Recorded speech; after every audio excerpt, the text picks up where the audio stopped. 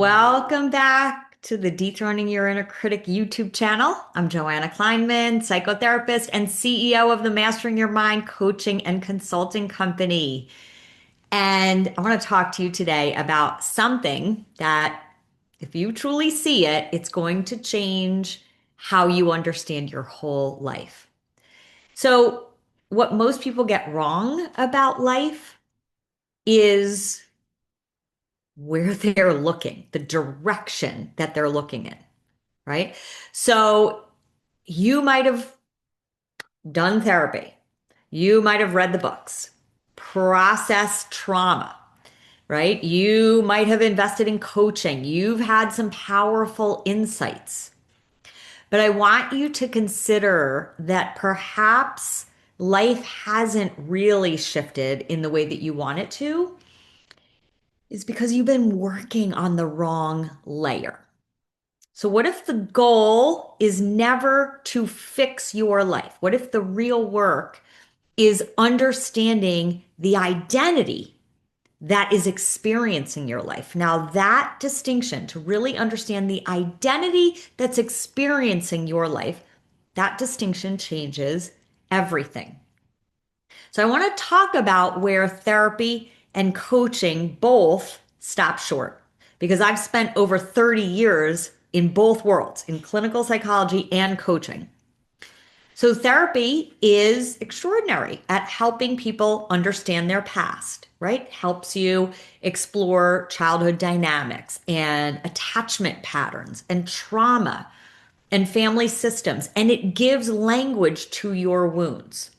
Now, coaching is very powerful at helping people create a vision for their future. And it focuses on goals and leadership and performance and expansion. And both of those things are extremely valuable. But here is what often gets untouched: the identity that is interpreting this present moment. So you can understand exactly why you react the way that you do. You can set ambitious goals for where you want to go. But if the same fear-based identity remains in charge of your life, you're simply bringing the same internal structure into your new circumstances. So this is why people often feel like they're in this vicious cycle. Okay. They keep having the same relationship issues. They keep, even if they change partners, okay, they have the same issues within their careers, even if they're switching roles and switching companies. Right, they might have gotten to a better income level, but the same internal experience continues to replay over and over again. Now that's the blind spot. It's not just about where you've been, and it's not just about where you're going. It is about the automatic and unconscious lens through which your identity lives your life right now. Okay, so really the issue is that most people believe once this part of my life changes, that's when I'll feel okay. I have to fix the marriage, or start the business, or create the confidence, or change the money patterns, or stop repeating past mistakes, right? Now, I've lived this experience that once my life changes, then I will feel okay. So for years, that's what I believed, that my circumstances were the source of my stress. So I believed I needed my business to make more money and then I would feel calmer. I needed my husband to communicate differently and then I would feel better in our relationship. I needed my children to respond differently to me and differently to their life choices, and then I would feel okay. I needed life to line up with an internal picture of what I wanted it to be. And until life did, I was tight.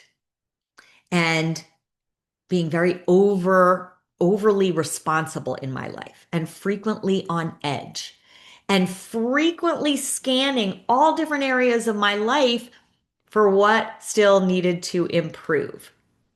Now, it wasn't life creating that tension. I believed it was, but it was the identity through which I was experiencing my life. That's the inner critic self. So you don't experience reality. You experience how your mind is organized to interpret your reality. You don't experience life as it is.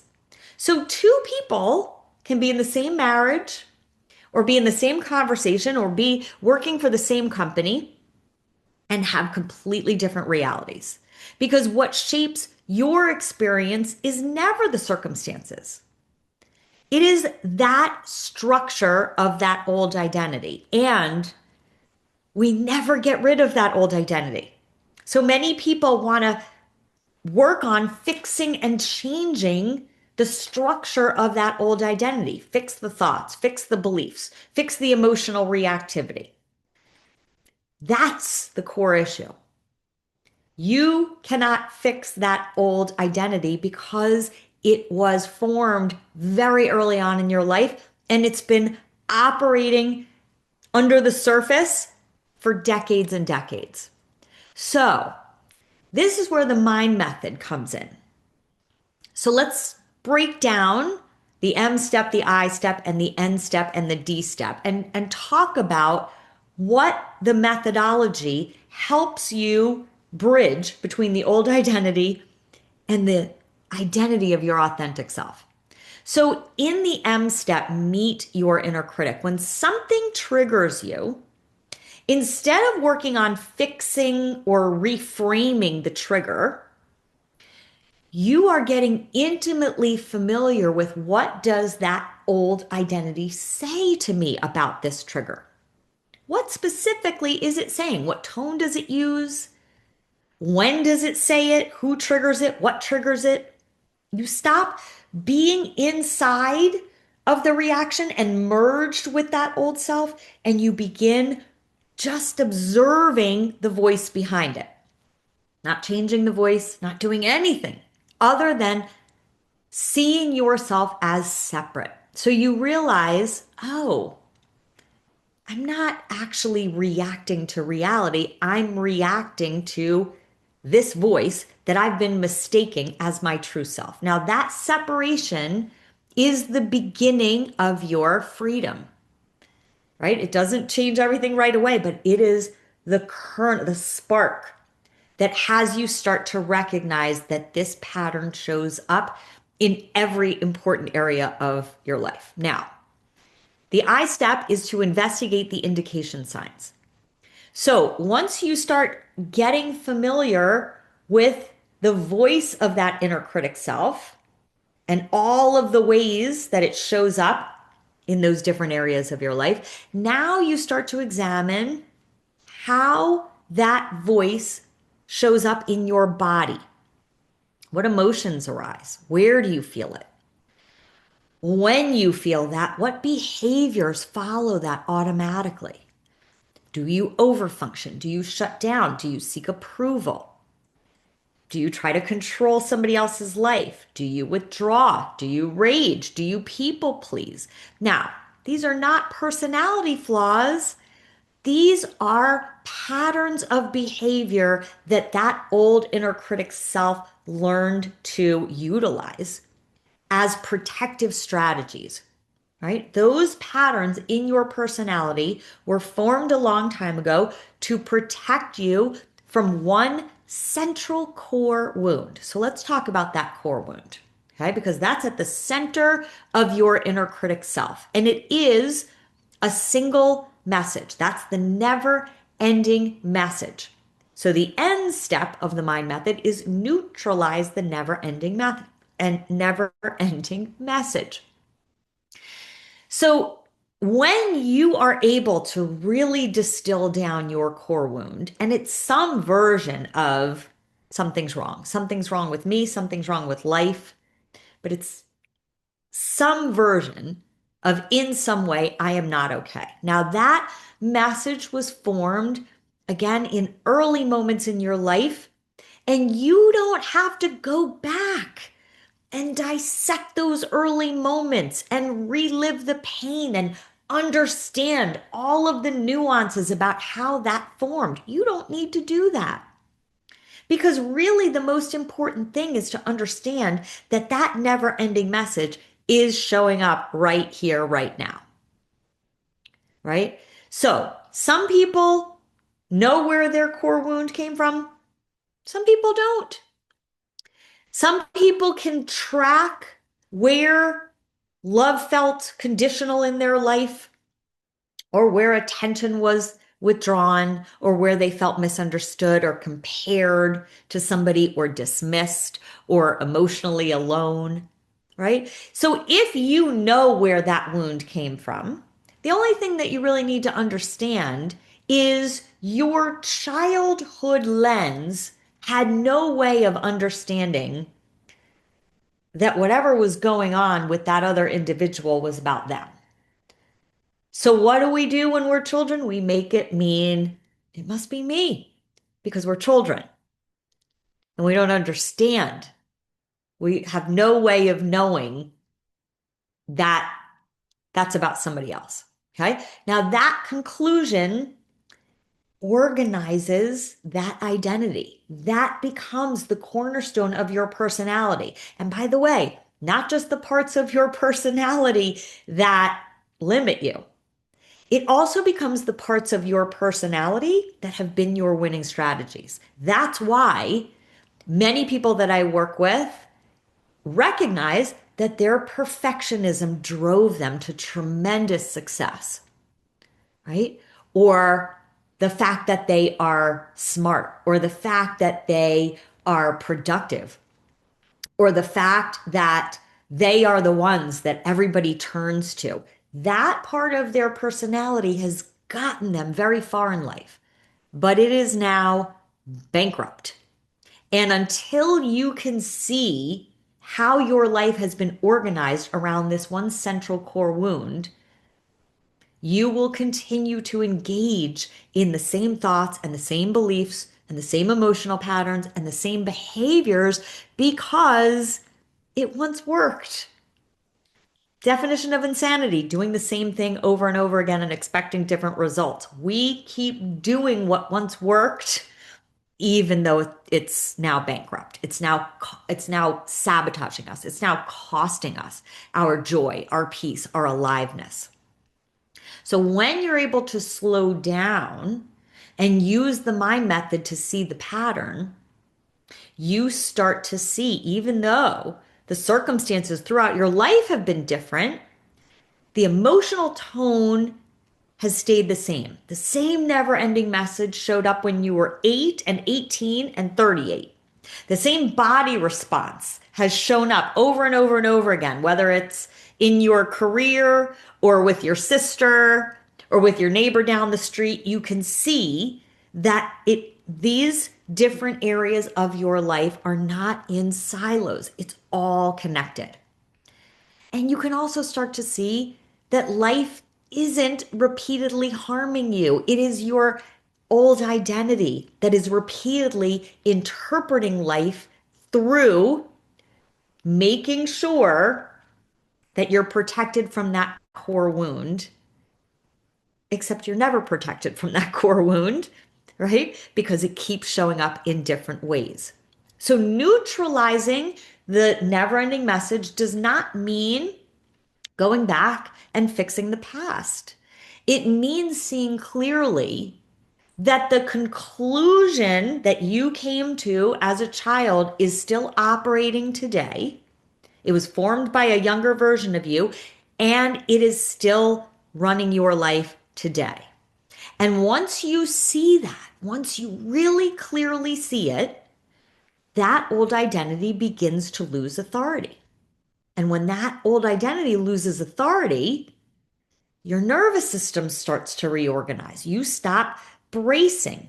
You stop getting triggered by other people's judgments or opinions or what they say or what they do. You stop trying to control the circumstances in your life so that those circumstances can make you feel okay. So, I want to talk about my own personal identity shift from my old self to my authentic self. And let me explain something before I get started with me about identity shifting. It's ongoing. It is a constant practice of unhooking from that old identity and returning yourself to an identity that is often hidden beneath the original identity.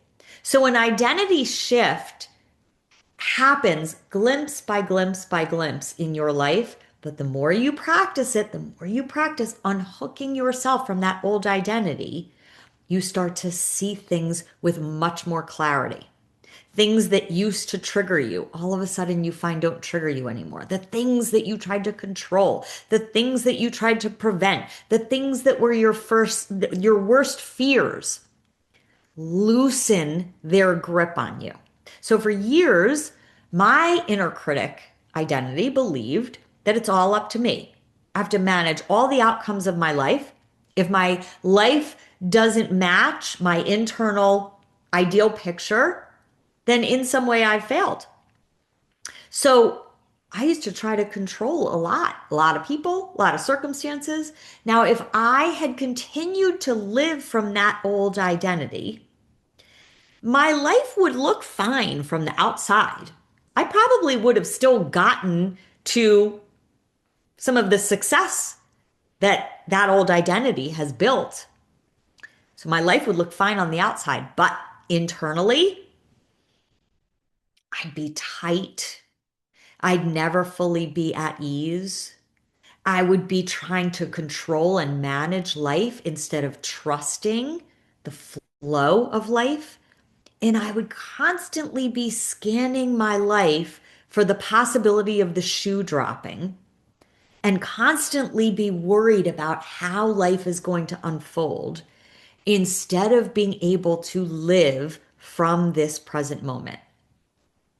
Now, that's a very different life. And the life that the inner critic self offers is one where you are constantly looking for what could go wrong and trying to fix the circumstances of your life to make you feel okay. So, when I started repeatedly unhooking myself from that old identity and my authentic self started emerging, my whole marriage changed. I'm going to be married 29 years this May. I'm married to a different man. It's the same man, but he's a different man because I've changed. I'm married to a different man. He's married to a different woman, even though externally we're still the same people. And my husband changed because I stopped relating to him through the control of that old identity. The way that I interact with my children significantly changed. My children are now 24, 21, and 17. And my relationship with them changed not because they've changed, but because I stopped personalizing their behavior and their choices. My business changed, not because all of a sudden the circumstances changed, but because I stopped operating from that fear and control. Life reorganized itself around my authentic self because the lens through which I was seeing all of those important parts of my life completely reorganized. That lens reorganized itself. So I want you to imagine that you've been wearing a pair of dark sunglasses for your entire life and you forgot you put them on. And this is just the way the world looks. You just assumed, well, the world is just, kind of dark. It's kind of dim, right? So you try to fix your life. You add more light. Okay. You rearrange the room. You change the scenery in the room, right? You try and open up the curtains in your house. All right. This is the metaphor for your life, right? But nothing really feels different because the problem isn't the room. It's the sunglasses. So the mind method doesn't repaint your life. The mind method helps you recognize, oh my gosh, I've been wearing sunglasses. And the mind method allows you to take off the sunglasses and to see that the problem was never out there. So the D step is to design your life from your authentic self. When that inner critic self loses its authority, there is a space that opens. It is a spacious, calm presence that is free and open and able to create from a different part of your brain, right? You can't create from a part of this old identity that's rooted in survival because really what you're using is the primitive part of your brain. So when you start designing your life from your authentic self, you start to respond very differently to the parts of your life that you used to react to. You start to choose alignment with that authentic self instead of always looking for approval and validation outside of you. You start to tell the truth about what you really want your life to be, and you stop gripping so tightly to what has been known and familiar because that old inner critic self is too afraid to let go of the familiar and allow the unknown to emerge. So, designing your life from your authentic self has nothing to do with fixing your life. However, when you change the identity that's experiencing your life, the accidental byproduct of that is that every single part of your life reorganizes itself from the identity of your authentic self.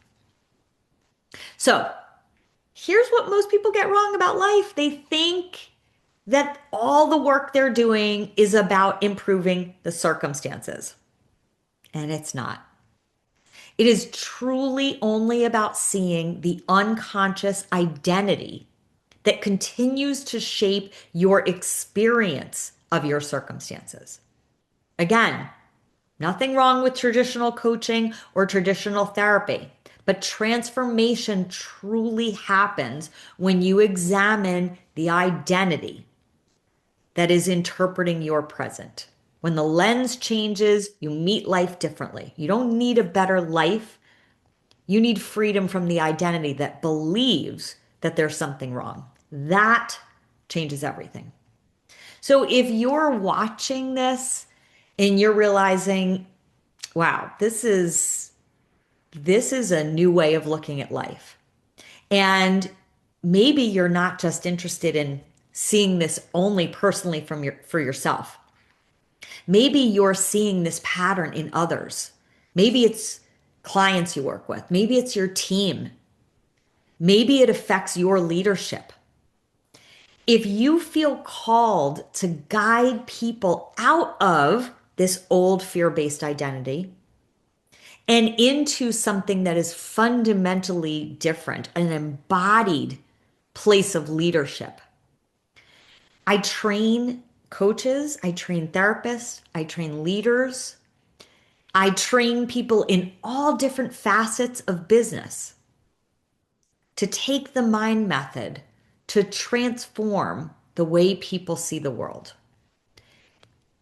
In 6 months, you will be certified not just as a mind method coach, you'll also be able to get certified through the International Coaches Federation to guide others out of their inner critic identity and into a framework that nobody else is teaching.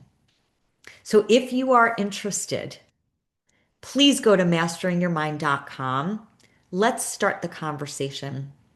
If this work feels something that calls just to you and you want to use it for your life, there is a Mastering Your Mind program where you learn to live the mind method inside of your real life.